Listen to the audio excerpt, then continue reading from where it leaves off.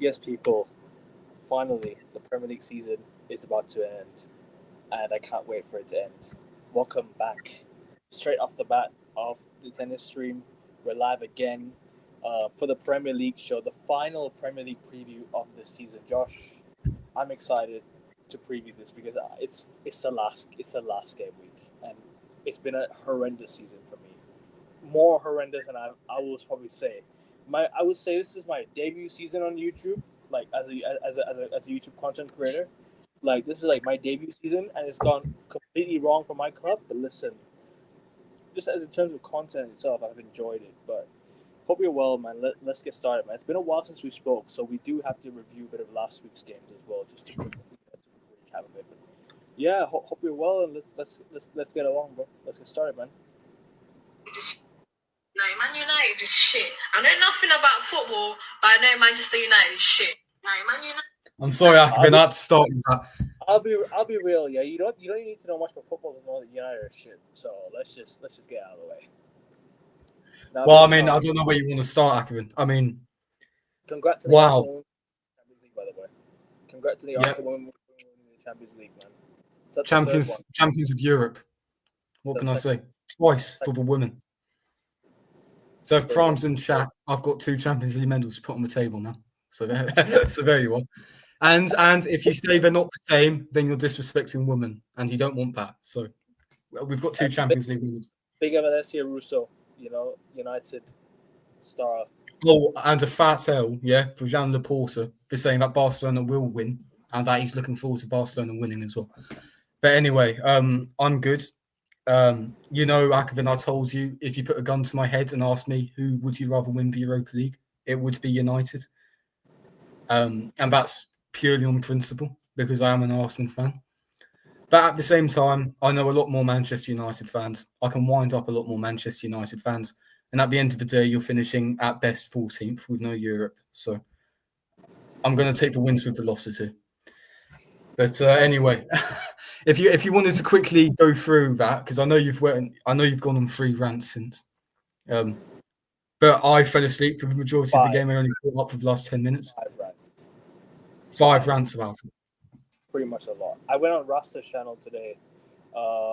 We did like 4 hours. Don C was there as well, like 4 hours plus. I missed the first hour because I was gymming, and then like I hopped on and we said, let's go for like an hour. Stay live, I said, all right. And then Don C came along, and then King came along, then Don C came along. It was a classic stream, man. Not the Avengers. You should watch it back. It was a class. I will. It was a class stream, man. I literally was eating my lunch as well during the stream. It was that good of a show. I just had to be there to listen to Don C talk absolute fact about football, man. Just big up to him every single time. Yeah, Don C. Yeah, big up to you, man. Sorry, go on, bro. I just wanted to get up. No, I want to say I actually fell asleep for the majority of the game. I couldn't care less about the game. I was just like, whoever wins, it's going to be long for me. And I woke up. I noticed Spurs were winning. Went to check on the last 10 minutes. Yeah. I think you only created 1 chance in the last 10 minutes, and Vicario parries. The subs were very, very late, man. The manager completely got it wrong. Garnacho only got given 20 minutes, didn't he? Garnacho, I'll be honest with you, came on and did absolutely nothing. He did absolutely nothing. And you know what's worse? Is that he brought on Xerxes with 20 minutes to go. You could bring Xerxes on at halftime when there's more time to link up play with Ahmad, right? You could have started the exact same team that played against Bilbao in the first or second leg, taken off the same exact players. The flow of the game would have changed because you're playing against a tired Spurs team, right? Who have done most of the running, and the goal we conceded was a disgrace as well. Absolute disgrace of a goal to concede. That Luke Shaw, I don't know what he was doing. Onana as well slapped the ball to the back of the net. I do not know what Onana is doing, but again, the guy's costing us time and time again. We've not done shit in Europe since he's come here. So he has to be one of the first players out the door this summer, right? One thing I will say, you could tell that was a game between 16th and 17th in the Premier League. I've seen the highlights back. It was fucking awful. No offense, but genuinely, it was a terrible game. I don't take any offense, bro. I agree with you, bro. Like literally, United should have won the game. If I'm being honest with you, we should have won the game because the substitutions we made were too late. We created the better chances towards the end of the game. the clearance off the line by Van de Ven was like, oh my god. I was like, yeah, this is gonna be long for us. Because Vicario is making saves, Van de Ven's making a block off the line, so it was like, yeah, no, this is it's over for us. We can't put the ball in the net, and I'm like, I'm just lost for words at how bad this team has genuinely been. And when it mattered most, you didn't show up. You know, when it mattered most, you didn't show up. The manager didn't show up. Now I'm hearing news about Garnacho leaving. What does it do? It doesn't do anything. I'll be honest with you. Garnacho leaving does not help anything. You need to offload more of these players. I wanted to say quick congratulations to Tottenham. I'm humble enough to admit that. I do know a few Spurs mates and they were rubbing it in. So congratulations to you, lads. At the end of the day, 17 years, I mean, Tottenham, we take the piss out of them constantly. But they are a big club. I mean, they were one of the founders of the modern Premier League. So they've been an established club for God knows how long. And 17 years trophy drought for a club the size of Tottenham. That is disgraceful. So fair play to them. Fair play to Ange. That is arguably the coldest quote in football history or in modern football history. Now it is. It genuinely is. It would and have been the game. Sorry. We could be in for an even worse season next season because he did say that during the Tottenham Trophy parade, the third season is always better than the second. So who knows? Who knows? I don't know what they're gonna do. I don't even know if they're gonna keep him, but surely they've got to after that. Yeah. So I'm looking forward to seeing them in the Champions League. knowing our luck, they'll probably finish. They'll probably get closer than Arsenal, but that's by the by. I want to say, congratulations to Tottenham. They deserved it fully. Manchester United never showed up on the night, and Spurs took full advantage, even if they didn't play too well themselves. At the end of the day, the result matters, and Spurs got the result. Just gonna get to the comments quickly before we move on. Yeah, I've got to take the of the loss this year. Joseph Shakespeare is back. Amorim's in-game management in the final was worse than Ten Hag and Oli, and that says something. I gassed you. You were in tears, weren't you, son? Yes. Ole Gunnar Solskjaer took us to a penalty shootout, which eventually lost us the game. And we didn't have Sergio Romero for that game. Don't know why. Van de Beek didn't even play. So Ole Gunnar Solskjaer bottled that final. We should have won that final. That was open for us. Terrible game from both sides. Quality was low. Yep. 100% it was a snooze fest on steroids. Who needs sleeping pill if you're neutral and has access to that game? Facts. Honestly. Season 3 is better than Season 2. Hopefully, for us. Well, hopefully not for Spurs. Hopefully not for Spurs, but yeah, for us, for sure. We need to have a better season than... Well, Ruben Amorim's second season next year. If he buys himself more time, the third season better be better than the second year. So that hopefully is true. Ange bought himself some more time, definitely. Actually, I don't know, I don't know. They could still sack him because they sacked Juan de Ramos last time they won a trophy. They sacked Juan de Ramos, so let's not forget it's still in the air for them to get him sacked. Because let's not forget they had 21 losses this year. 21 losses this year in the Premier League. I think this is their worst Premier League season in history after 03-04. Who are they playing tomorrow? It might even be worse. Who are Tottenham playing tomorrow? Is it Aston Villa? No, you're playing Aston Villa. Who are you? Who was Spurs playing? Oh, Brighton at home. They're going to win. Palace, aren't they? No, Brighton. Oh, no, they're going to win that game because you think? Yeah, because they're going to want to give the fans something to like. Because you know what it is. I already said that had United won that Europa League, we'll beat Aston Villa in the last day just to give the fans a bit of momentum and just to give the fans a bit of something to cheer about. Just to say goodbye to a shit season. I'm saying the same to Spurs now. They're gonna say goodbye to a shit season with that Europa League trophy just to motivate them on the last day. Brighton have got nothing to play for. Sorry, they've got nothing left to play for. They've got the Europa League in the bag. The Champions League is already in the bag for them next season. So yeah. But anyways, Ange wants us more time. No, I don't know about that. Had Tottenham lost the final, Ange got no doubt. Facts. He wouldn't even make the last day. That's how bad it would have been. Or maybe he would have made the last day and been sacked afterwards.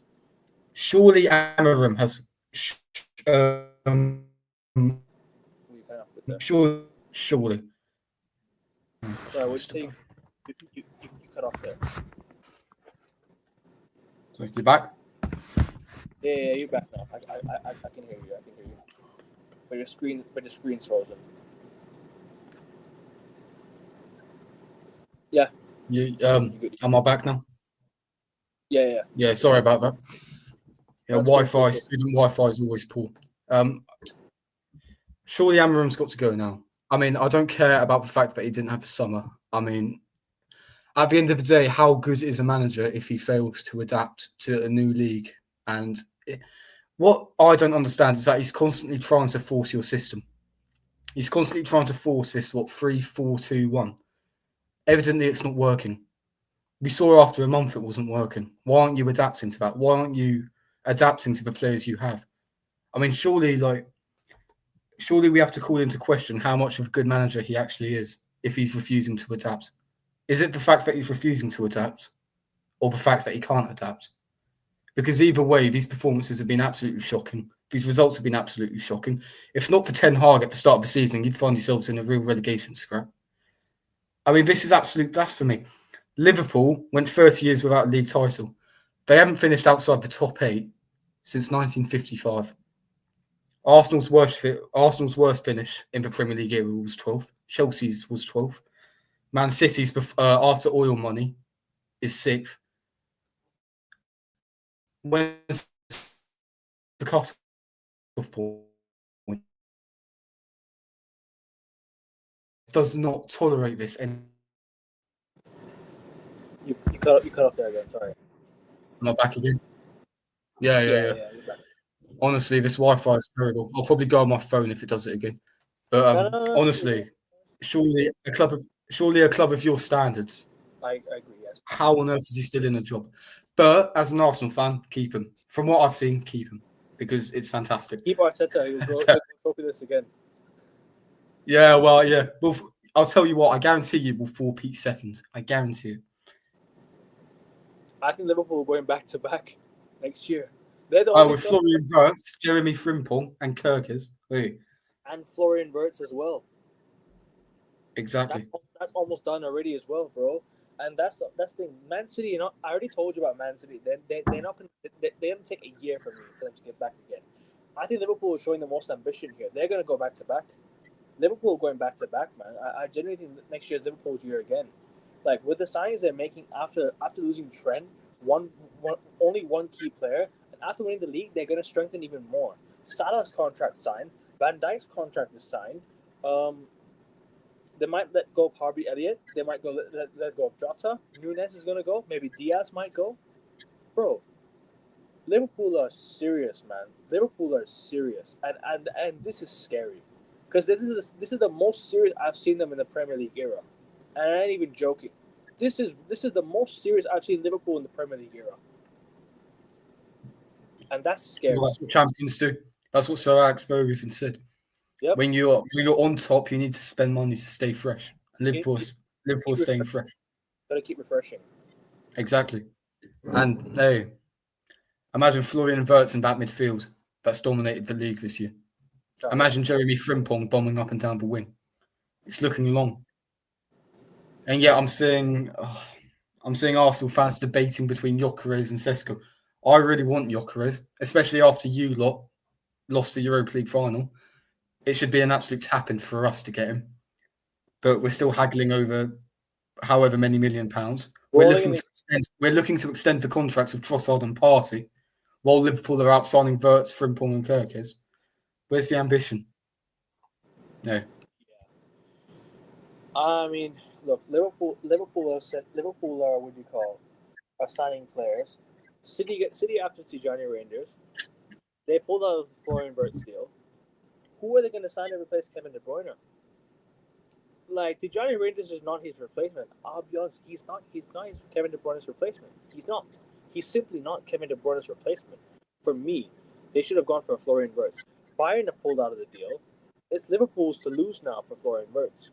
That is crazy.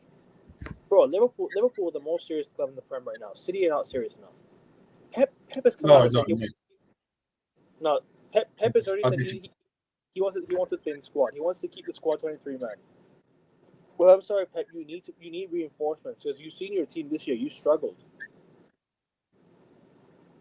You struggled this year, so you need to strengthen. And Pep's not willing to strengthen that much, bro. He's not willing to strengthen as much. I'll be honest with you. He's not willing to strengthen as much as you think he is.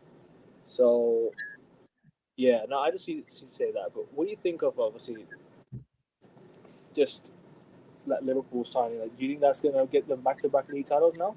That's gonna give them back-to-back. Well, I mean, I think it is too early to say. I mean, the transfer window hasn't even started yet. I do predict that City will be back in normal business. I think this is an off year for them.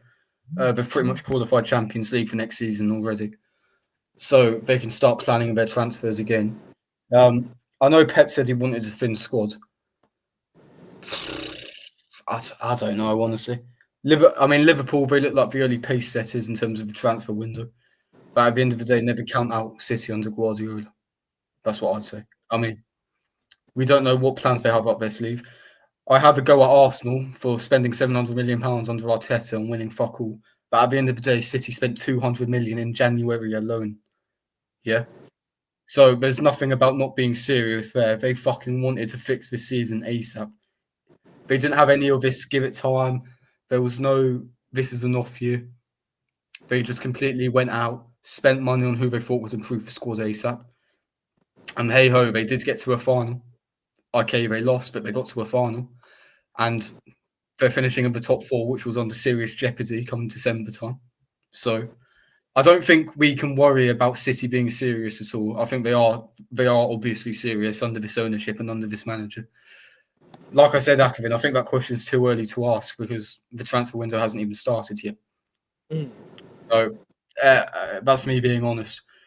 But as an Arsenal fan, I'm going to complain about Arsenal's transfer business already because I want to see more urgency from our perspective. Because we're going to 2 years without a league title, and it's just pathetic. Really. I just think City are not being ruthless enough right now. I think City will eventually sign players, but as of right now, Liverpool are the more ruthless team in the transfer window. They seem to be a bigger threat in the transfer market now because they're actually signing players, reasonable players, to bolster the squad, to actually improve what was a title winning team under Jurgen Klopp, which is now a title winning team under Arne Slot.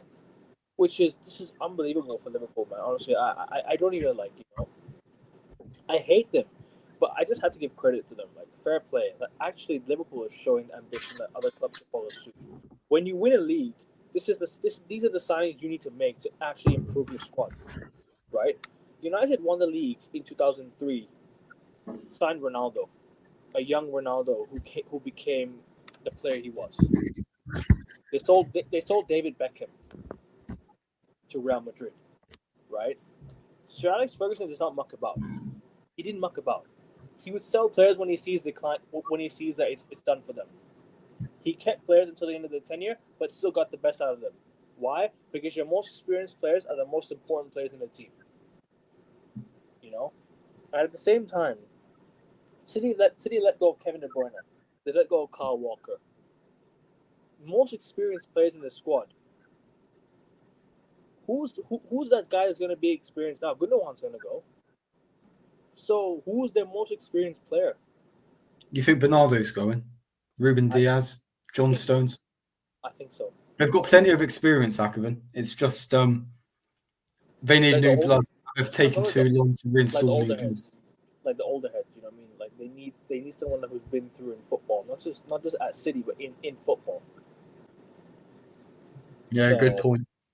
I think you spoke about City being unserious. I don't believe that at all. I mean, at the end of the day, it was only a few months ago they spent £200 million to rectify their mistakes. I don't think City are serious. It's just Pep needs to be a bit less stubborn now, and I think Pep needs to be a bit more ruthless. I think City are serious, but it's just a lack of ruthlessness in the transfer market. Are they not looking at this as in like Man City completely collapsed this year, a one-off? Arsenal couldn't keep up, like injuries, referees, whatever. Would they not think of this as Liverpool have taken advantage this year and won it, but we know that we're a better squad. We have a better squad than them anyway. Do you think that's what they're probably thinking right now? Like, no, not to panic because they've beaten Liverpool in the last 6 out of 7 league title races. Would they think of this as another one-off? I mean, that's a question. I honestly don't know. But I don't know I'll because see. if City go back-to-back years without winning the league, right, or without going, because City have not gone back under Pep. City have not gone 2 years without winning a Prem. They've only got 1 year without winning a Prem. So I could look at Man City's team and be like,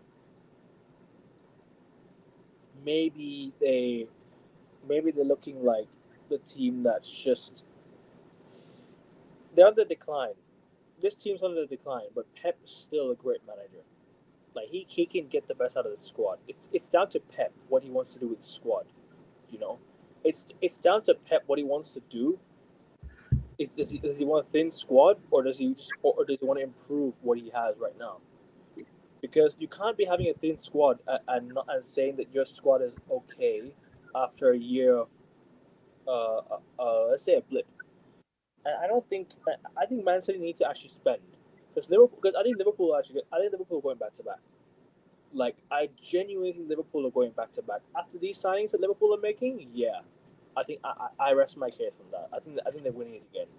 City need to replace KDB, replace Gundogan, replace John Stones, John Stones, maybe Ronaldo Silva. Kyle Walker as well. And Grealish. I think Grealish might leave as well. I think Grealish might go. So yeah, but out of City and Liverpool, who's the more ruthless team right now? I think it's Liverpool. It's gotta be Liverpool, right? It has to be. Well, I mean, we we see from the transfer window, it looks like Liverpool so far. But like I said, the transfer window isn't even open yet. The season isn't even over yet. So I feel it's a very small. It's a very small thing to try and quantify and to try and read results from. I think if we look over the years, I mean, we can even go back to last summer. Liverpool signed one player on loan who has since been made permanent, which is Chiesa, whereas Man City, that's they did one back. Pardon? Mamardashvili, you mean? He went back. Yeah. But he was coming next summer anyway. So they only technically made one signing last summer. Many, I included, thought that was yet again another lack of ambition from it. Yeah. Yet again, I thought that was another sign of a lack of ambition from FSG, like it was under Klopp under so many years. But at the end of the day, they're proving me wrong. At the end of the day, Akabin, we just simply don't know. I mean, like I said, I have to reiterate, the season isn't even over yet. So I feel like the sample size is too small to try and draw conclusions from it. But like you said, if we're looking at early evidence, yeah, Liverpool look well serious. They want to retain that title. They want to go 21. They want to overtake Manchester United. They pretty much have already. I think title number 21 is only a matter of time, and I don't think United will win it before them. Whether that's next year, I don't think so, but that's my opinion. Yeah, I got to admit, Liverpool looks serious, and at the end of the day, that's what title-winning teams do. They build upon what they've had. That's it. You mentioned Manchester United in 2003. What did Sir Alex do in 2008 after winning the Premier League and the Champions League? He signed Berbatov when he already had Rooney, Ronaldo, Tevez, and Louis Saha. Bro, you've got to freshen up. That's what he said himself, which I quoted earlier. You've got to freshen up. And Liverpool are freshening up. So I can only applaud the ambition. I can only applaud the seriousness, to be honest. Because I've sat on this live stream so many times and said, Man City are the only serious club in England. Evidently, that's not the case under Slot. So fair play to I think Arne Slot's going to be a long-term manager for Liverpool now. I think he might just be that long-term manager now. I've been saying that there's no long-term manager, but he's that guy now. I think he'll be at Liverpool for quite some time. If he can keep this up, and next year he gets even better, I think Liverpool going to build a dynasty, and it's scary to say for me because I'm a United fan. I don't want to see Liverpool build a dynasty in the Prem. So, yeah, and because winning creates noise, and Liverpool fans have been the noisiest. Because tomorrow, bro, there's gonna be a parade for Liverpool fans in Bangkok, and I'm not going out, and I'm not leaving home. Fair enough, man. There's gonna be a parade in literally the heart of Bangkok between Liverpool fans. This is why I told everyone I don't want Liverpool to win the league because over here in Thailand they're hella passionate. It's not normal Arsenal fans are not like that here. Liverpool fans are crazy. Liverpool fans outnumber United fans over here. And that's why I can't see Liverpool win the Prem. It hurts me. It genuinely hurts me. This hurt more than the 19, because 19 was like, nah, nobody saw it. I don't give a shit. This one, I really care. This one, I really care. So, yeah, but there's one interesting topic I want to bring. Sunderland are up in the Premier League. Sunderland are back in the Prem. Imagine opening day, Sunderland Newcastle, the first game At of the the Stadium season, of Light. or St James's Park. I would love that. I would love that. I'm all in for it. I'm all ears. I've always had a soft spot for Sunderland, so I'm glad to see them back. I did not want Sheffield United coming up.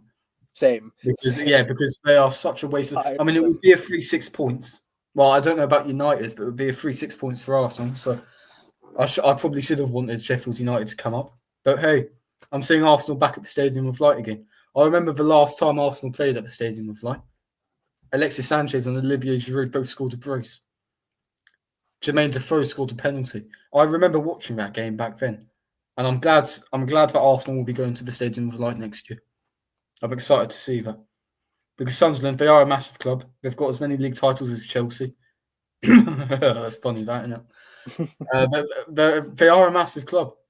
They're a bigger club than Newcastle.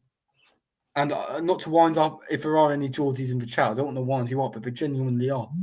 I think Newcastle have only won the title twice. Sunderland have won it 6 times. 4. Oh, they've won it 4 times, have they? Well, Sunderland have won it more times anyway. 6 times. But Newcastle overall won more trophies. Have Just they? two league titles behind. Yeah. Just 2 league titles behind. Fair enough. Well, I stand by what I said. If there's any Geordies in the chat, I do apologise because I love Geordies. I'm really excited to see Sunderland back in the Prem. Football heritage, like I say. All right. Back in the glory. So here's the what do you call it? Here's the trophy count. Yeah. So football first division, Newcastle have 4, Sunderland have 6. FA Cup, Newcastle have 6, Sunderland have 2. EFL Cup, which is the League Cup, Sunderland have 1. Newcastle have 1, Sunderland have 0. The Community Shield, do you want to count that? It's 1-1. So in total, it's 12-9 for Newcastle. I don't know if Newcastle ever won in Europe, but even then, the fact that Newcastle have already played Champions League, it's done.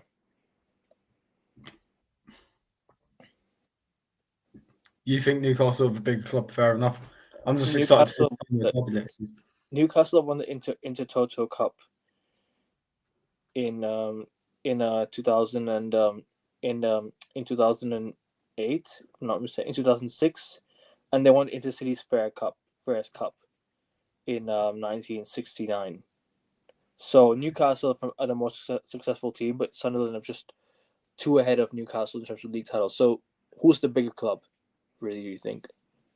Because I think now Newcastle eclipsed. I was going Sunderland because Newcastle have caused Arsenal problems over the last few years, and I don't want to admit it. So the last time we played there, Zlatan was still playing for United. Who was? Zlatan Ibrahimovic. He scored there as well. 16-17 season, wasn't it? 3-0 win. And Sunderland were David Moyes. Yeah, they were. I remember that. I think they started off terribly that season as well. I think they started off with 2 points out of the possible 24. It's been 8 years since they've come up to the Prem. Since they've been in the Prem. They went down to League One as well, I think. And then they came back. Have you seen the Sunderland Till I Die documentary? No, but I will go through it. I will watch it actually. Because I was supposed to watch the Blackburn Rovers one as well. I was supposed to watch the Blackburn Rovers one as well, I think. I was supposed to watch that one as well, Blackburn Rovers. But I haven't even completed the Wrexham one yet, so yeah. A lot of football documentaries I still need to complete, man. Even the Arsenal one, I still haven't completed. Oh, don't watch that for Christ's sake. I would love to see United one though. I would love to see what goes on behind the scenes. So yeah. Fair enough, mate. We got Prime. We got Chelsea terrible 16-17 and won the Premier League. I was after we beat them 3-0. Conte changed the system and completely stormed Yeah, the yeah. league. You Typical, see, right? when you change the system, it works, doesn't it? Oh yeah, but it's okay. I have to stick to 3-4-3. That's what I was talking about earlier. Why is Amarim not adapting? Christ above. Because But stubborn, continue, bro. That's what I'm saying. No, he's stubborn, bro. I'll be honest with you. He's a stubborn manager, and I've been saying it. Why does he not want to change it up when it's not working? Oh, but we have to suffer. Why do we have to suffer? Why do we have to suffer for your fucking formation, bro? It's a good point that Prime said there as well. I think they picked up 1 point out of 9 in September time. Conte changed the system and completely stormed the league. Why is Amarim not adapting to the league? Sure thing. Why is Amarim not adapting to the type of players he has? Why is Kobe Mainoo playing as a 10? I'm sorry. In my opinion, I don't watch United that often now. But for me, Kobe Mainoo at 10 makes no sense. And you can feel free to I think left 10 is where he gets his best, because you know why? Most of his output that he's got for United comes from that left 10 position. Where you see that Wolves goal he scored, when you see that first goal he scored for United, that Wolves goal he scored, that was a banger, right? The FA Cup final goal off the left hand side, the goal against Liverpool off the left hand side, the goal against Lyon from the left hand side. So that's why I think Kobe's best position is the left 10 or left sided midfield, if you ask me. But no, I hear you. I think he's being wasted in this system, man. He's not being used properly. And he didn't even start the finals. Well, he came off the bench. So sorry, go on. So would you say he's a better left 10? Sorry, would you say he's a better left 10 than he is a, say, box-to-box midfielder or a number 6? Would you say he's more of a left 10 than that? Left 10 is in like where he plays for United, like when you mentioned Wolves last season in that position. Because for me, I see him as a number 6, to be honest. For me personally, I have no idea why he's playing so up top. Surely you have Mount there, you have Eriksen there, you have Bruno there, you have Diallo there, you have Garnacho there.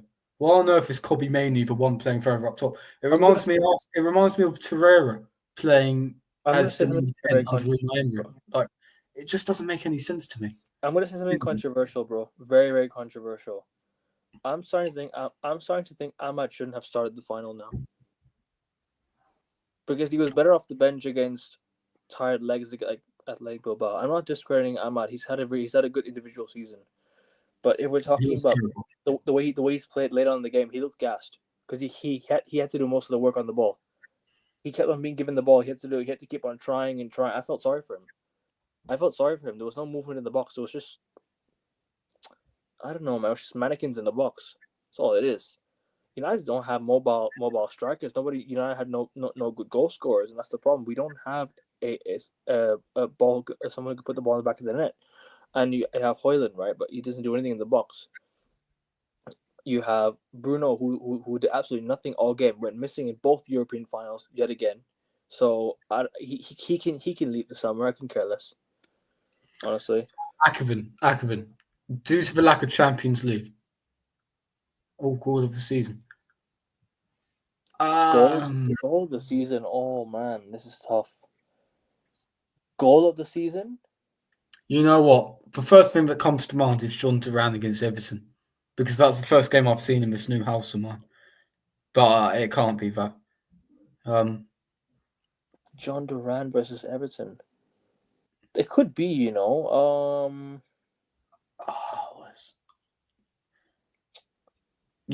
struggling to think of goals. I can't lie.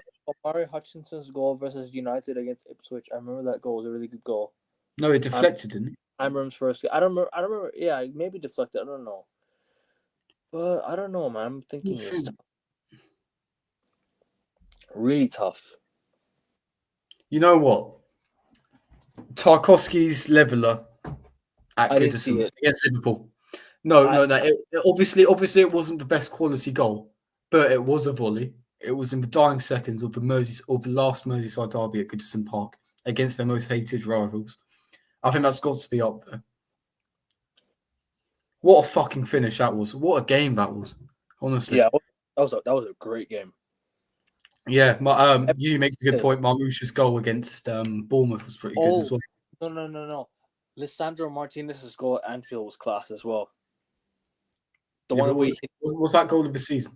No, I'm saying like goals, like personal goals of the season, because Lisandro Martinez is not expected to score nice like goals, like many good goals. Like, I don't know, man. I can't think. No. Cole Palmer's goal versus Brighton. That's one. That's one. Cole Palmer's free kick versus Brighton is one of them. Even Bruno Fernandes's goal versus Arsenal, even though it was a great goal. It was a great goal. I don't know, man. I'm thinking is that there's so many great goals out there, man. Really many great goals. It's hard to even think. It's hard to think like who was, Cunha versus Fulham. I don't remember that. I'm sorry, my brain is completely froze. I can't remember many Premier League goals now. I've tried to shut it from my brain since Arsenal got knocked out to PSG. No. I will say Tarkowski's goal against Liverpool. In the manner for the circumstances of that goal, you know what I mean? I say for the moment. But for the best quality goal, honestly, I can't think of many at the moment. Lisandro Martinez's goal versus Fulham? Versus Fulham. No, not Fulham. Versus Liverpool was kind of nice. I don't know, man. I don't know. There's a lot we can think of.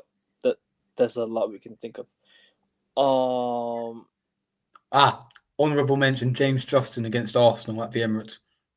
Sweet volley after a deflection, so we had to adapt when the ball came to him. Sweet volley in off the post to make it 2-2. That was a wonderful goal as well. Probably the best goal Arsenal have conceded this season in the Prem. So, yeah. Sorry, Hugh, we couldn't come up with a definitive answer, but that was a good question. Oh, yeah. Oh, fuck off. Sorry. Hey, how did I forget that? Bloody hell. Yeah, I forgot about that one too. Hey, you're 16th, Agassia, with no European football. Gyökeres is ours, all right? Anyway. Dickhead. No, I still love you, Agassia. We both have had the exact same season, by the way. One fuck all. Yeah, I know we won fuck all, but we're in Europe, innit? So we'll do fuck all in it, but we're in Europe. Yeah. So Cunha versus Bournemouth. Arian's a good advertiser for Cunha to United, I guess. But anyways, big up to you.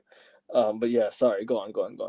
I can't remember what I was going to say. No, what was I going to say? Calafiori's goal versus Arsenal. No. It was before the whole goal of the season thing. It's just I don't understand how you're going to give manager time. Like, you know what? One thing I will say: this whole mismanagement of Manchester United since 2013, it almost feels intentional. You know what I mean? And I wouldn't. People say it's a conspiracy theory. Is it? Ratcliffe was a Chelsea season ticket holder. So, is there a bit of malice there? Genuinely, like, how can you possibly run a club this badly?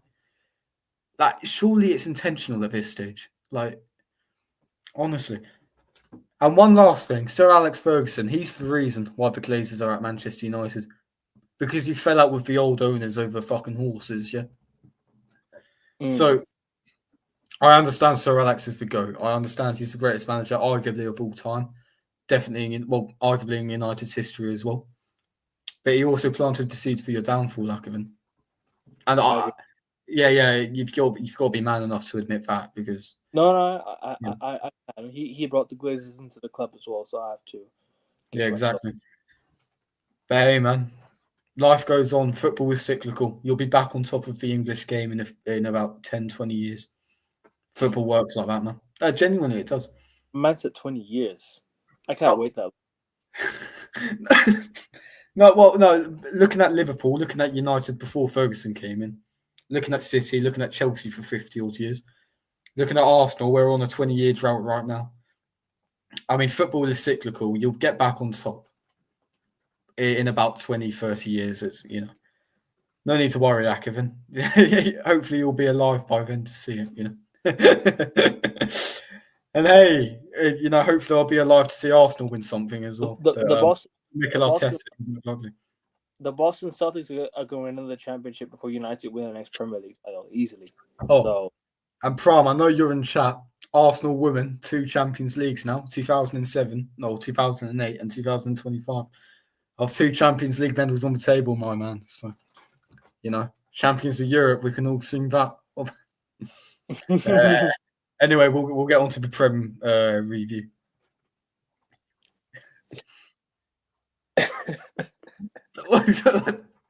Well, we never know what's going to happen, man. But you will be.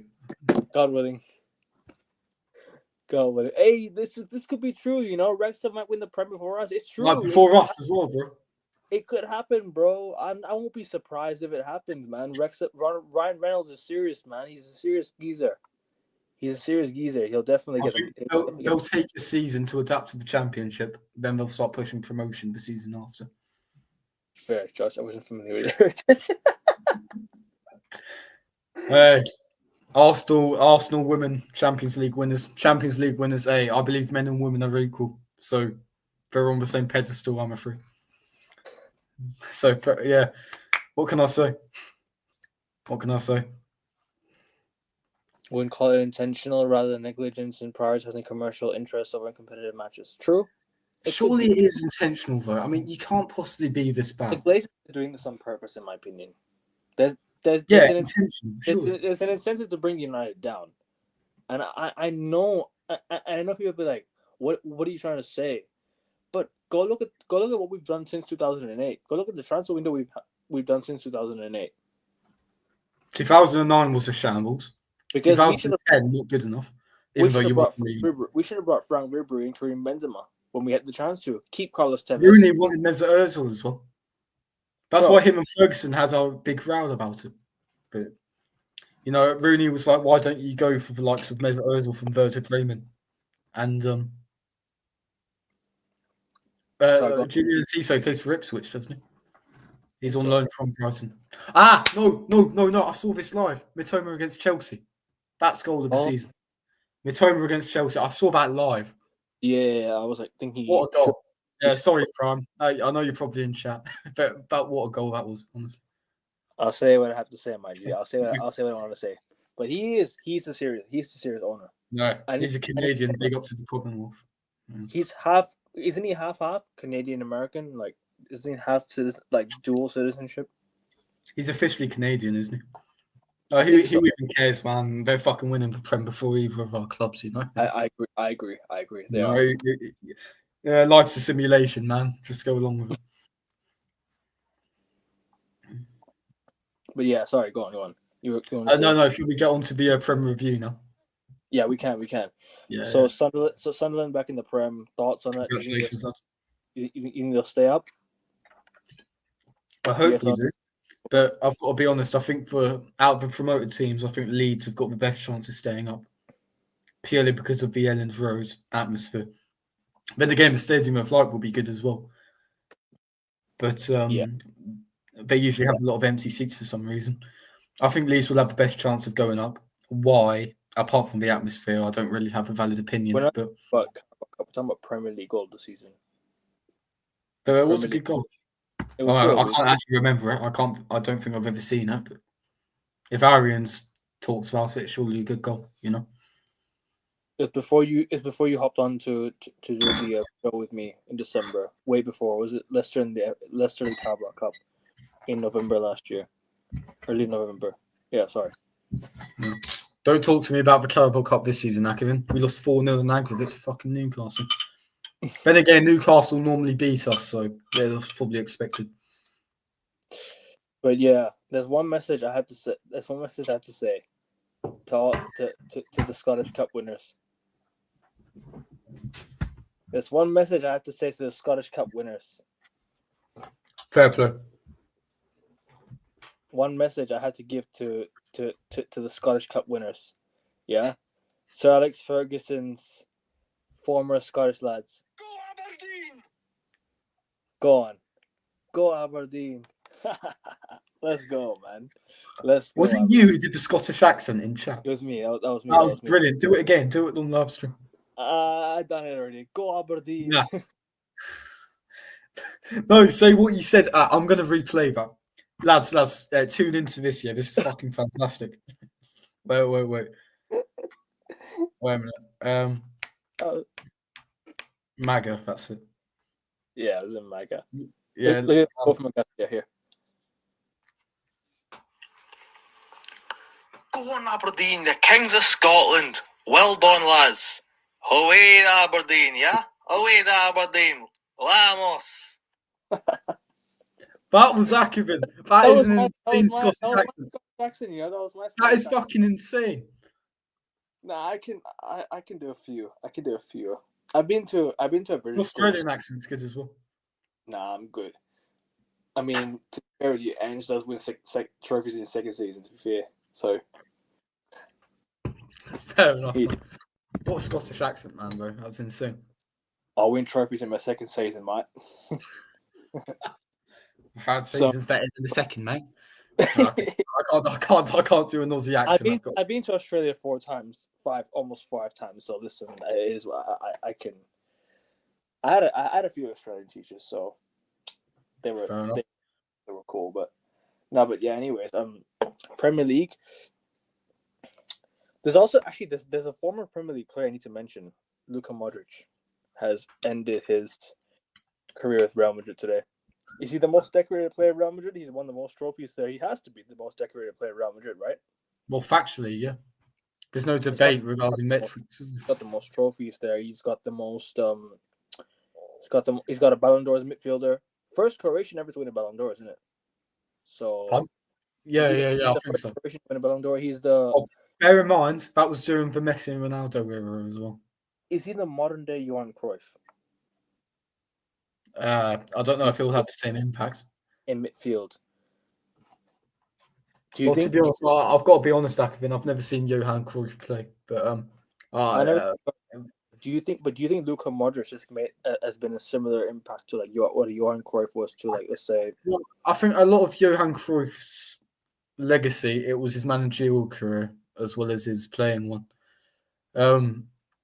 Johan Cruyff, he'd done it all at Ajax.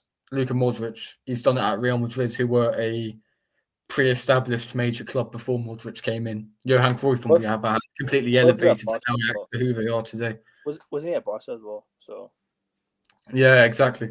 I think we can focus on his managerial career as well. We don't know if Modric is going to go into managing, but yeah.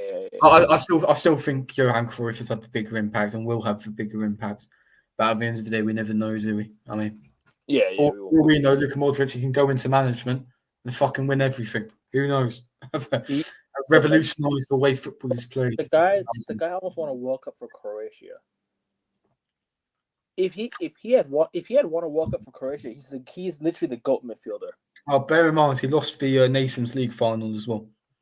So look, Croatia, I swear they've got a population of about 6 million. 6 million. Imagine winning an international trophy with a population of 6 million. I'm sure the chat can correct me if I've got that wrong. Not yet. London has a bigger population than Croatia. Yeah. And look what England have done for the best part of 60 fucking years. See? That's crazy as well. That's fucking insane. Got to big up the... That wasn't all down to him. The likes of Perisic, Mandzukic, I'm sure the chat can name others. I mean... I said Perisic. Honestly, he's really unlucky not to have an international honour to his name. France were too good. I think against Spain he lost on penalties, which is a bit of a ball ache. Didn't he lose the final of the Nations League as well?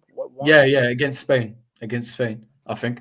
Hey man, Luka Modric could have won like 2. Yeah, if he won at least one international trophy with Croatia, bro, absolutely. Let alone winning Euros knockout match with a population of 400,000 people. That's crazy. That is crazy. Absolutely insane. But yeah. Fair play, Modric. In regards to Johan Cruyff, I think Johan Cruyff will have a bigger legacy, so to speak. But at the end of the day, Modric is more successful. And we don't know what he's going to do after his career. So we can't say for sure yet. I don't know if he'll retire yet. He might go to Saudi. He might go to USA. We'll see. He owns Swansea as well. I think. Yeah, he does. He Yeah. Fought Swansea actually. He just Maybe Swansea can fucking win the Champions League in 3 seasons. We don't know. Under Luka Modric as manager. Who knows, man? It's football. Anything can happen. Yeah. No, anyways, Luka. I think Real Madrid won 2-0, didn't they? It was an Mbappe brace. Yeah, they did Mbappe brace. But it was all about Luka Modric and Carlo Ancelotti today, and Lucas Vasquez today. All of them winning multiple Champions League. And yeah. Fair play to them, man. But where do you rank him in your all-time midfielders? Top 10 of all time? To be honest, I haven't thought about that. There's so many midfielders. We'll do a midfield. We'll do a midfielder ranking sometime soon, I think. I think. Well, I mean, you can talk about the trophies as much as you want, but at the same time, how good were they as players individually as well? Let's not forget Luka Modric. He's won a Ballon d'Or. In the Messi and Ronaldo area, that's some serious credit he's got in the bank there. So, yeah, I mean, he's definitely got to be up there. I mean, Akovic, honestly, that's a really tough question. I don't know. You're throwing me all these tough questions. I think he's top 10. I can't answer, or I won't answer. He's definitely top 10 of all time for me personally. Top 10 of all time. I think you had to put him. Sorry. Alongside who? Ooh. Exactly. How's he in your top 10? You haven't got 9 other players. You can go look at honestly, man, that's tough. I wouldn't put him alongside someone, but he's definitely in that top 10. Because you still look at the likes of Zidane, you still look at the likes of, Iniesta, Xavi, Busquets. I don't know who you consider else as a midfielder. Was Van Basten a midfield? No, I think he was playing. I think he was a forward. Okay, fine. Obviously, you've got the likes of Iniesta and Xavi. You can argue Busquets as well. Rodri's won a Ballon d'Or as well. If we want to take recency, I wouldn't put Rodri in that category just yet. Well, not even close. I'm sorry. Not fair enough. Not close. At the end of the day, him and Modric have got the same amount of Ballon d'Ors. Kroos in there. Toni Kroos in there. I mean, look at the achievements in his career. Man's won a World Cup with Zinedine Zidane, Ronaldinho. Maybe you could consider Pirlo, Paul Scholes. Would you consider Maradona a midfielder? Attacking midfielder. Yeah. Well, Maradona's obviously at the top then. There's no doubt about that. But in terms of just pure midfielder, forget like a 10, like just 8 and a 6. He's got to be there. Declan Rice is up there, isn't he? I mean, those free kicks against Real Madrid. I've never seen Van Basten do that. But yeah, in all seriousness, I mean, he's definitely up there with the best midfielders of all time. And Kylian, a quick word on Kylian Mbappe. He's had a shit season apparently. Yet he has scored the most goals out of any Real Madrid player in their debut season. So he also helped. How high standards are for him. This is the guy. He's only the second guy in football history to score a hat-trick in the World Cup final, after the late great Sir Geoff Hurst. I mean, he might not be dead, but he probably is, considering it was that fucking long ago. That's a prime. I was taking the piss there. Yeah. I think. Sorry, go on. Continue what you're saying. No. I was just saying. I don't even know what I was saying. I'll let you get onto it now. No, it was like the was it all time Modric or whatever it is. Yeah, well, Modric is definitely up there. I mean, the trophy cabinet speaks for itself. And the fact he's got Ballon d'Or, the fact that he has got to 2 finals with Croatia, one of them being a World Cup final against a star-studded France side. Yeah. The only reason why they lost is because Mandzukic scored a fucking own goal. Sorry? Only reason they lost the World Cup final was because Mandzukic scored an own goal, if I'm not wrong. No, he did, I think. And you were mentioning about Kylian Mbappe as well. That's what I just remembered. What about him? You were talking about his debut season. Yeah, I think he scored the most goals out of any Real Madrid player in their debut season. He is, he's cut off me there. Bloody hell. But regardless, he is at the end of the day, his standards are so fucking high, and you can understand that. World Cup winner at 18. Like I said earlier, only the second player to only score a hat-trick in a World Cup final after Sir Geoff Hurst. So, I mean, at the end of the day, the guy's a generational talent. All right, he missed a few penalties earlier on in the season, Anfield most notable. But at the end of the day, a player of his quality, he's going to deliver on the pitch. So, fair play. And with Rodrigo and Vinicius both having very, very poor seasons for their standards, Mbappe steps up. It has to be said. He has steps up. Yes, he gets caught offsides a lot, but he's going to adapt eventually, surely. A player of his standards isn't going to get caught offside next season to nearly the same extent. And I think the attack will click. I don't think it'll be another Galacticos era of 2003 to 2007 or whatever. I don't think it will be like that. I think Real Madrid will still deliver the Champions League in the next season or two.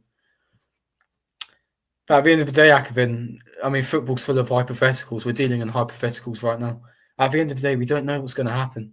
And that's the beauty of football. So, you know. But hopefully Arsenal fucking win something, because I'm getting impatient. So, yeah. I'll let you unmute and speak now. Sorry, I was just saying. Hold on. No, I forgot. But anyways, Mbappe's had a very good debut season. So no, big up to him.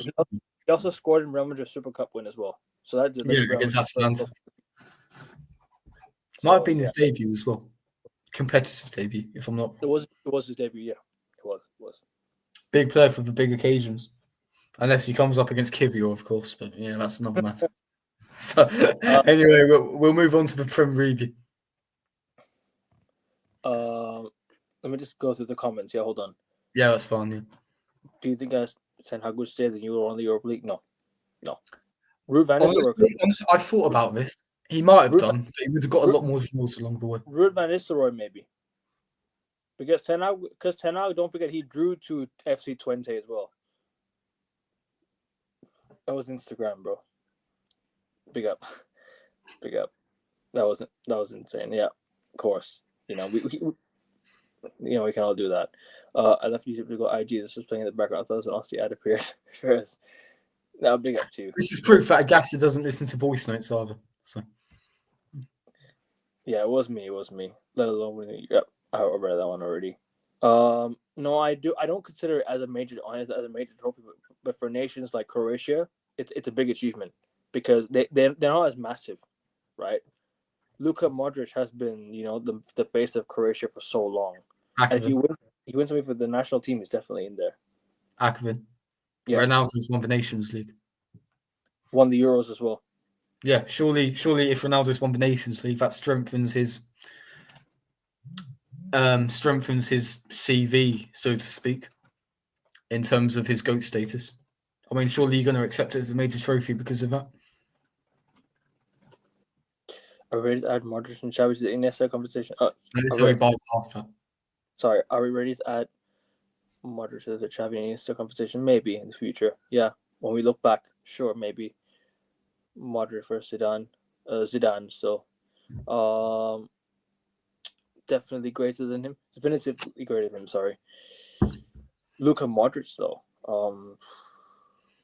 I don't know, man. I guess you could say Zidane. Yeah, like I said, Zidane. What do you think about Rodri's Ballon d'Or? Should have won it the season before, the year before. In my opinion. And that's nothing against Messi. I know Agassi will get his knickers in a twist. But I genuinely think Rodri won the treble, scored the winner in the Champions League final to secure the treble. Not only that, he also won the Nations League with Spain, which I alluded to earlier with Modric and Croatia. So he won an international trophy. He won the treble and he scored in the final of the biggest club competition you could get. Compare that to last season. He got dominated in the midfield.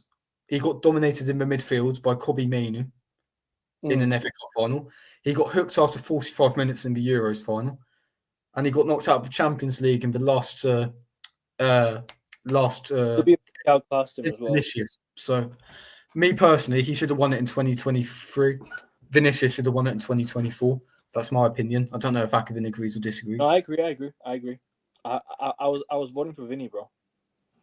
Yeah, so was I. I know he's La Liga fans don't like him at all, but me personally, that's it's just a bit weird what they have against him, in my opinion. Good guy, man. West Ham, Arsenal, yeah. I mean, they've won the trophy more recently than us, but Probably more. Arsenal did have one member of that 1966 squad, so I don't think he ever made an appearance, but he was there. So With you on this one, we need to win something because he's an Arsenal fan. He was an Arsenal fan. Good man, Hugh. Arteta's magic. I mean, what magic, mate? What magic is there, bro? I mean, we were top of the league for 93% of the time and still fucked it up. Isn't it? Sad reality of it all. Nah, he listens to them like this. Do you listen to them though? Oh, he got injured in the Euros. I remember he got injured, but did he get injured? Oh, my bad. No, he did. He did, but even then he got outclassed. I still hooks after 45 minutes. Suits my agenda. Yeah, suits our agenda. Yeah. Yeah, but anyways, let's do Prem predictions. Yeah. Well, we need to go through the review, don't we? Oh yeah, review for last week. Yeah, we'll make it quick. I know you've got a busy day ahead. Don't stress. I'm good. City beat Bournemouth 3-1. That's big for their European, for the Champions League charge. I mean, since they lost to Crystal Palace in the FA Cup final, I think you and I both called it as well. That Crystal Palace. I predicted 1-0, by the way. I said 2-1 Palace. Fair play to you, man. Elite ball knowledge. Yep, elite ball knowledge. Facts. Chum. And Arsenal secured Champions League last week against Newcastle. Essentially secured second place as well. That was a good win for us. We got dominated in the first half. They stepped it up a bit in the second. It's always good beating Newcastle now because obviously they're a good team. Having said that, I'd rather we turned up against them in the League Cup second leg or in the League Cup semi-final in general. No, my bias will still say Ronaldo because it had to be. I don't know. Probably Ronaldo. I think Messi had the better stats that year, but maybe I think Ronaldo probably should have won it in 2018. Yeah. Then again, I think a big part of the Modric Ballon d'Or was the fact that Croatia did get to the final of the World Cup. Yeah, and the Champions League versus Real Madrid for Real Madrid as well. Sorry, but then again, Real Madrid did have a poor league campaign that year. They did. They were very, very poor. But sorry, continue what you were saying earlier, bro. Arsenal, Newcastle. Arsenal, Newcastle. It was a brilliant win. Well, I say brilliant. It was a good win. Like I said, we played shit in the first half. We stepped it up in the second. Declan Rice, wonderful goal, wonderful player. I still wouldn't give him the captaincy. I always refer to when he scored the equaliser at Old Trafford. That's not the mentality, bro. You don't shush the United fans when they're fucking 14th. But anyway, I'd rather give it to Gabriel. When Gabriel equalised against United this season, he immediately told everyone to get back. So Gabriel would be my captain. Rice vice captain, go on.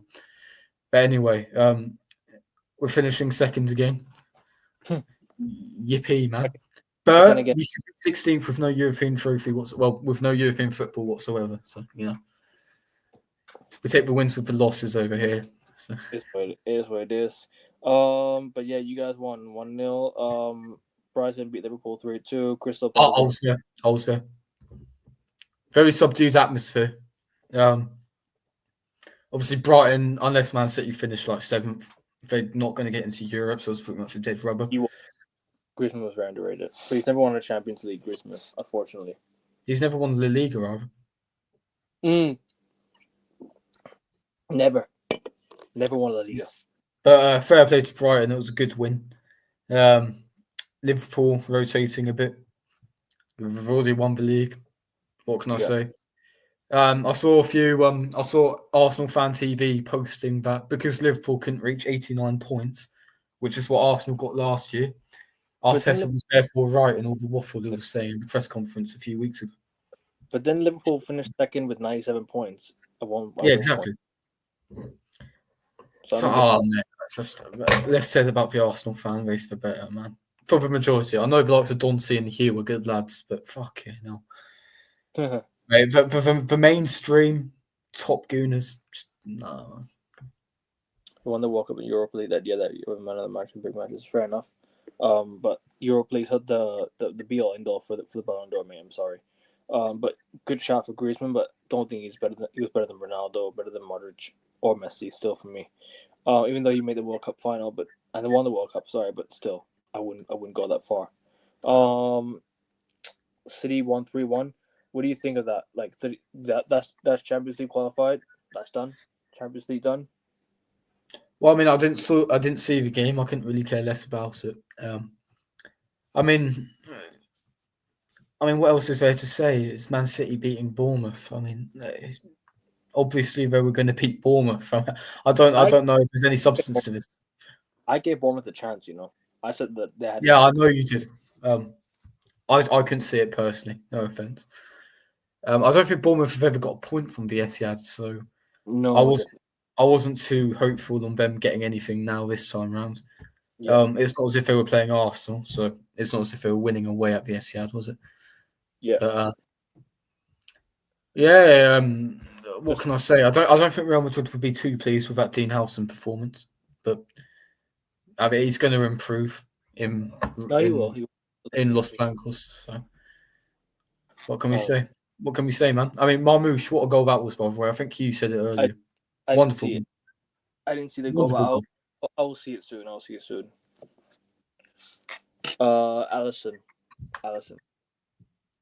Allison. Hey, trophy logic, bro. Surely Edison's better.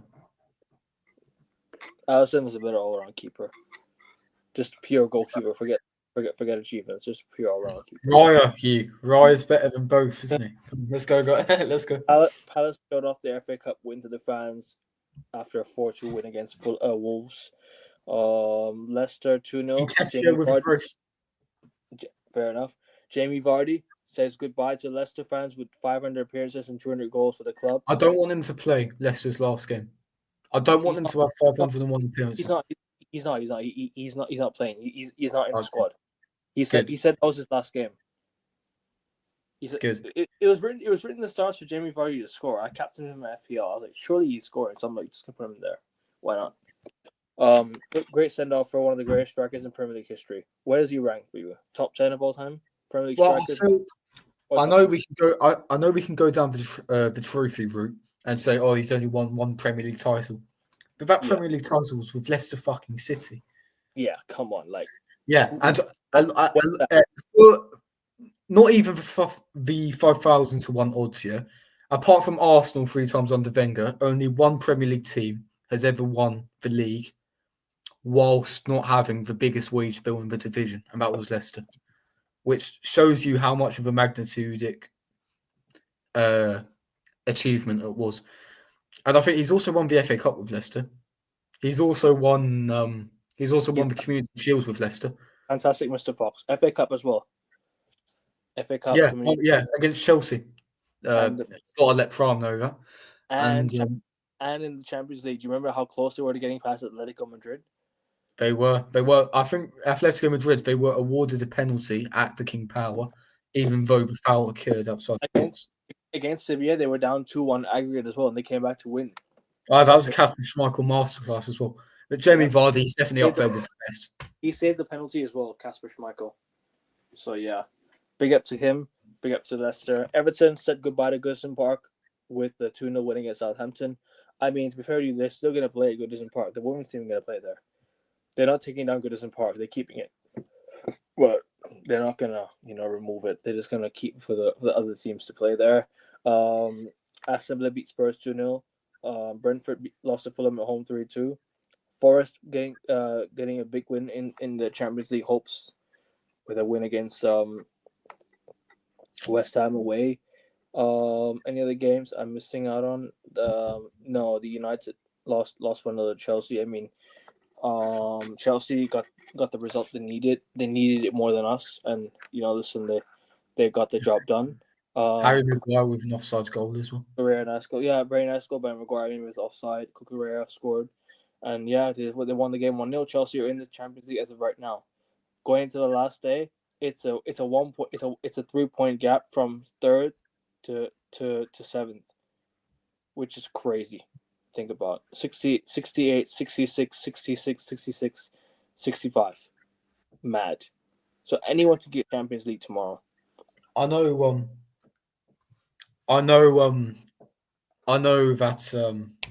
we're getting on to the preview and predictions, but Yeah. I feel this Nottingham Forest Chelsea game will be similar to the Leicester Man United game in 2020, where the richest club, probably the biggest club, go away to that team and put in a counter-attacking masterclass to win the game and secure Champions League football. I think it'll be like that. I don't know if you remember the Leicester game where you won 2-0. Yeah, I do. Yeah. I think it'll be similar to that. I think Chelsea will get the result that they I need. was famously celebrating Lingard's winner. And somebody put a bet on Lingard not to get a goal in this all season, and what happens? He got it. I was so angry with Leicester, man. Literally last ditch. Somebody made a bet for Jesse Lingard not to score or get an assist, and then they lost the bet because of a last minute Jesse Lingard goal. Just to season. Yep, it's happened. He stole the ball off Schmeichel and he scored. But yeah, that's all we have for last week's games. But do you have any more to say? You want to say anything more and preview tomorrow? No, not really. It's just no, there's nothing really that I want to say. It's just thank fuck the season is getting over and done with. All I need now is Chelsea to lose the Conference League final, and I'll go to bed a happy man. Yeah. Bournemouth Leicester, 3-1 Bournemouth.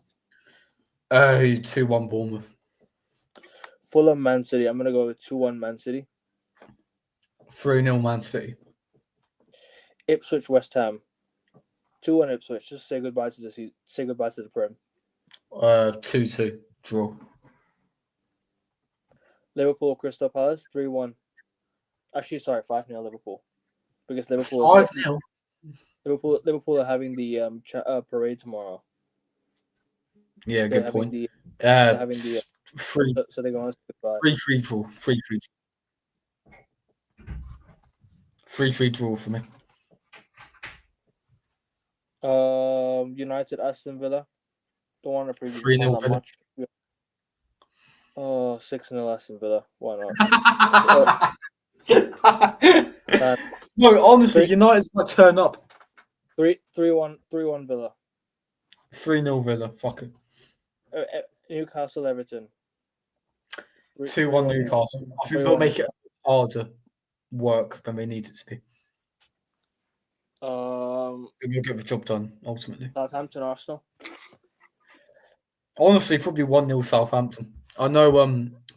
I think Timber's having surgery. Yet again, another player that needs surgery, which I'm sure is a coincidence. Not at the fault of the manager constantly playing him or whatever. I think Southampton will win. I mean, I'm not trying to take the piss. I'm not trying to be ultra negative or anything.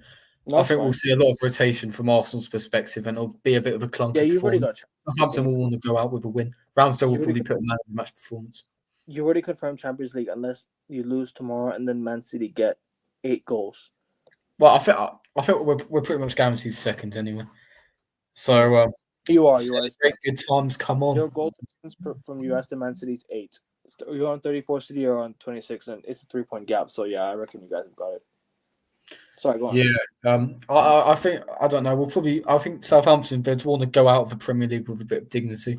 Ramsdale, he'll probably put in a man of the match performance.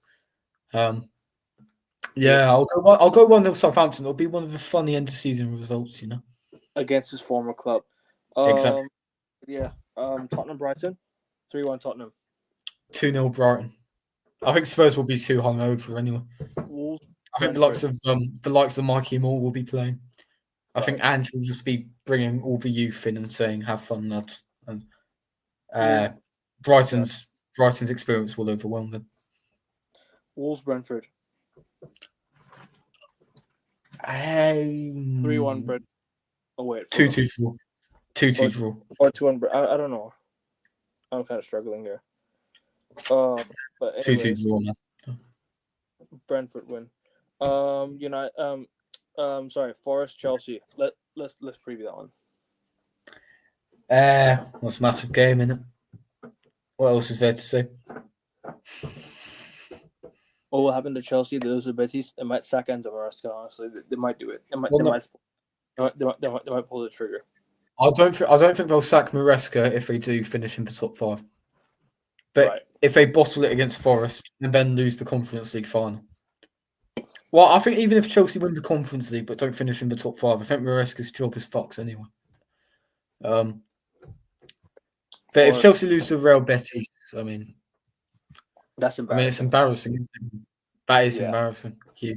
And I hope it happens, but I don't think it will. Wide open for Chelsea now, so. But yeah. I think Chelsea, Prom's favourite was heritage. I think that will shine through, and Chelsea will get the Conference League to complete the set, so to speak. Unfortunately for Prime, any Chelsea fans watching, I'm going to go 2-0 Forest. I think 2-0 Chelsea. It'll be similar to when United played Leicester in 2020. Maybe. But that's all the predictions I guess we have. I don't know what else we can talk about, actually. I mean, is there any other topics we can talk about? Yeah. No. Any topic regarding football? Probably not. Oh yeah, without a shadow of a doubt, Salah player of the season. Without a shadow of a doubt. I mean, he's been absolutely insane for them. I think he's got the most goal contributions out of any player in Premier League history. Yeah. So fair play to him, man. What a player. But yeah, I mean, I don't know. We have much to say. The Premier League season's already coming to an end. I'm glad it's over. Honestly, if we can move on from the season. Yeah. Only a few clubs qualify for Europe, don't we, Akron? But anything you want to say before we close out? No, not really. It's just Arsenal beat Southampton, end the season on the high, and sign Gyökeres, sign Rodrigo, sign Mbeumo. Sign some top and we should be decent in attack. But anyway. Fair enough. Fair enough. But people, we're going to close out. I'm going to wrap it up. I do have to get to another show in a bit, so I will have to close out. Make sure you guys are liking the video and subscribing to the channel. Josh is linking in the title. I know he's going to make a video very, very soon, so be there when he uploads his first video. I'm very, very close to 270 subs. Literally 4 subs away from 270. So if you guys could get me there, that'd be great. I'm literally going to quickly say, unreal growth on the channel as well. Absolutely unreal. Appreciate it. Check out his United rants as well, especially the one that garnered over 1,000 views. That was insane. That was brilliant. That was so passionate, so raw. Brilliant. I didn't care what views, bro. I was just like, you know what? I was just like, let's just say things off the heart, because I was upset, and I'm sure if anyone was in my shoes, they'd be saying the exact same things, or at least be as upset as I was. But yeah, no, I don't think so. I don't think Salah will be the best player in the Premier League. I'm sorry, he's just not. Thierry Henry is a level above still. Thierry Henry is a level above. Sorry, I can't hear you. Yeah, retire as arguably the best player in the Premier. He's definitely up there. I know a lot of people talk about the eye test and whatnot, but for me, like, you can't argue against the goal contributions that he. No, he. No. But people are still saying he's better than Ronaldo. I think Ronaldo's better. Yeah, Ronaldo's a better player, but you can't discredit Salah at all. No, I'm not. I think Salah had a great career. He's had a brilliant career, and he's arguably Liverpool's best forward of all time, alongside Ian Rush and Kenny Dalglish. Credit to Jurgen Klopp, honestly. Credit to Jurgen Klopp. Did you see Jurgen Klopp talk about how he was disgusted with Trent's booing as well? With Trent's what? Sorry. With Trent's booing as well against Arsenal. Yeah. I think I sent it to the group chat that we have as well. I'll go have a look at it. But yeah, people, like I said, I'm so close to 270 subs, man. If you guys get me there, that'd be great. I'm literally like just there. Like, appreciate the support you got on the channel. I appreciate the love in the chat. Keep it respectful as always. Leave your thoughts and leave your comments down below. Leave a like on the video. Subscribe to the channel. We'll be back on Monday reviewing the season, reviewing 38, reviewing who finishes where. I hear you, Ross. That was mad too, bro. And like I said, I'm not doing things for money. I'm saying things out. I'm saying things out of my heart, and I'm saying things as it is. I'm not selling my soul for the pound note. So I'll be back in literally a little bit from my third stream in a row. I have moved the F1 stream, so there'll be no 4 streams in a row. The F1 stream will be in the afternoon, my time. So I will see you guys in a bit for the NBA show, just to recap games 1 and 2 of the NBA conference finals of the playoffs. But yeah, Josh, thank you for coming on today, bro. And it's been, even though it's been crap season for both of our teams, I've really enjoyed our shows this season, and definitely next season we're gonna do it a lot. We're gonna have a lot more. We're gonna do a lot more. One thing I will say, Akavin, I don't know if for the summer, I don't know how many football related streams you want to do during the summer, but I'll be I should have a job by then, so my hours might be limited somewhat. No, that's fine. No worries. Yeah, but apart from that, I should still be good to go. Honestly, Akavin, I'm so proud of the channel's growth. Appreciate it, bro. I really You appreciate it. completely shot past 250 subs. You were going on about it for so long. One United lost and bang, you're there. I don't want to, I have to say I appreciate you as well, but also I have to thank you because you've also contributed to so much of the growth of this channel, man. Do you know what it is, bro? I also have to, like, because you've been a great addition to the channel, and let's just say as it is, you've been a great addition to the channel, and you speak facts. You generally you know ball, and I appreciate you coming on the channel and really talking football with me every single week, man. I really enjoy it. Yeah, sorry, Akavin, that means so much. Special thanks, football-related streams wise, to Ladimus Prime, Don C, Big Mac, Bralon Mando, Rasta Stocks. He's been a massive influence on this channel. Agassia Bajaj before he went AWOL. Cam Vaziri for the tennis. Honestly, everyone has been a massissive help. And King, let's finish the season on a high and get AN Sports to 300 subs. African King Academy, the real king as well. Yes, I forgot about him. My bad. Yeah, he has to be on there as well. But like I said, people, we're not at the goal yet. We're getting so closer to 270 subs. We're literally so close to 300 subs already, man. Like honestly, so close to 300 subs already, man. When I first hopped on this channel, we had less than 100. Akavin had less than 100. Come on, people. Like I said, every new 100 grows, and every new 100 is going to help with the algorithm. So people, like, you know what to do. Subscribe to both me and Josh's channel. Josh will have his videos upcoming very, very, very soon. Lads, AN Sports, always the priority, always the destination for that subscribe button to be hit. I guess the first priority. So listen, we'll be back on Monday reviewing the game week 38. So, and review can't wait. We'll have a season review sometime this week. But you know what we're gonna do? We're gonna react to the fixtures release of next season as well. Oh, that sounds good.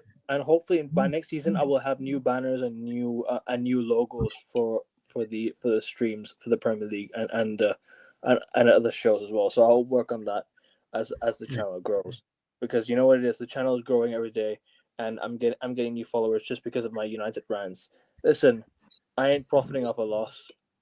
I'm just saying things as it is. I say things by heart because I love my club. I know we're in shambles, but listen, a lot's gone wrong with the club, and it needs to be said, needs to be called out. So I'm blessed enough to have a platform to call it out, to say shit as it is. And yeah, just bring up everyone who's been there along the way, man. And like I said, we're getting so closer to the goal of 300 for this. Hopefully by June we should reach it at max, and then 400, then 500, so on and so forth. Lads, this summer is going to be crazy for AN Sports as well. I don't know if Akira wants to go into detail about how consistent he's going to be, but it's going to be insane. Literally, bro, NBA is still going on, F1 still going on, tennis is going on, the Club World Cup's going to be on the channel, so stay tuned for the Club World Cup. The transfer window, we're going to do transfer window like recaps and everything. We're going to do challenges. I'm going to interview fans. I'm going to be live pretty much every single day. I might give myself a few days off. It depends if I go on holiday or not. But listen, AN Sports, we are growing, people. We are growing. And I appreciate everyone's support, everyone's, comments. It really helps out a lot. Like even just a hello. That's if you pop by and say hello, it also means a lot. Just to just let me know you are here supporting the channel as always. So big up everyone, and yeah, Shout big out up. to Hugh as well. Sorry. Shout out to Hugh as well. He's contributed a lot to this chat. He is an Arsenal fan, so automatically we're good friends. Yeah, You know, big up to PY as well, who used to comment. Big up to my new guy as well. Off to Blue, I think that was his name. But yeah, big up to him. yeah, the guy with the Also, Bruno Fernandes PFP. yeah. Yeah, him.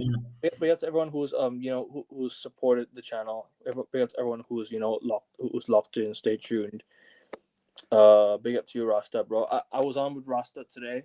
If you haven't checked that one out already, you have to, because literally it was 4.5 hours of just pure entertainment, just talking football. Don C was there, King was there, I was there, Rasta. What a chat, man. Just absolutely brilliant. And big up to everyone who's been there with me this season. We've had a shit season as United fans, but you know what? The one positive is that the channel is growing, and that's the one thing I can take from a positive this season. So big up to everyone who's locked in. Like, share, subscribe. I have a lot more to say, which I will be saying so on the next stream. But we are out. I'll be back on Monday reviewing with Josh. People, take care. Love you, Hugh. Peace. Take care. We're out.